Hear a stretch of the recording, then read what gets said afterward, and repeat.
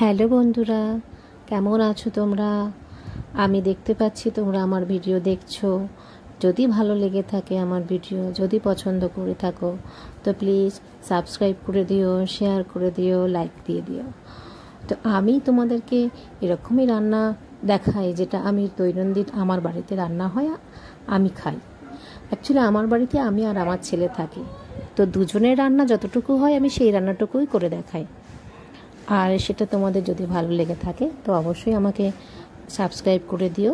তোমাদের সহযোগিতা থাকলে তবেই আমি এগোতে পারবো। আমি একজন সিঙ্গেল মাদার, তো সেক্ষেত্রে আমার ছেলেকে মানুষ করার জন্য আমি নতুন করে এটা ভেবেছি যে আমি ইউটিউবে রেগুলারলি আমার ঘরোয়া রান্না আমি তোমাদের দেখাবো। তো আজকে সিম্পল রান্নাটা হচ্ছে কুমড়ো দিয়ে, আলু দিয়ে আর চিংড়ি মাছ দিয়ে একটা তরকারি।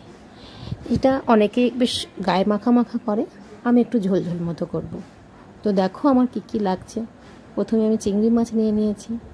চিংড়ি মাছ ভালো করে বেছে ধুয়ে চিংড়ি মাছ ভেজে নিলাম। চিংড়ি মাছটা আমি খুব লাল লাল করে ভাজবো না, জাস্ট একটু হালকা করে ভেজে নেব। তো সেই হালকা করে কেন ভেজে নিয়েছি সেটা তোমরা পরে বুঝতে পারবে।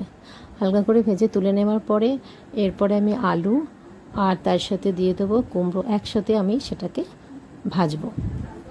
একসাথে ভাজতে ভাজতে কিছুটা ভাজা হয়ে এলে তখন আমি 1 চামচ লঙ্কা বাটা, 1 চামচ আদা রসুন বাটা আর 1 চামচ আর হাফ চামচ 1.5 চামচ চিনি আর একটু আন্দাজ মতো হলুদ দিয়ে সেটাকে আমি একটু কষবো। সেই কষার সময়তে আমি চিংড়ি মাছটা দিয়ে দেবো। চিংড়ি মাছটা নিয়ে একসাথে কষা হবে, কষা হয়ে গেলেই জল ঢেলে দেবো।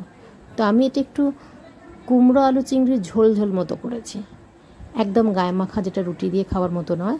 যেহেতু ভাত দিয়ে খাবো, বেশ খুব বেশি মশলা রিচও করিনি, পাতলা ঝোল মতো করেছি, কিন্তু খুব টেস্টি হবে। দেখো বন্ধুরা, তোমরা রান্না করে দেখো।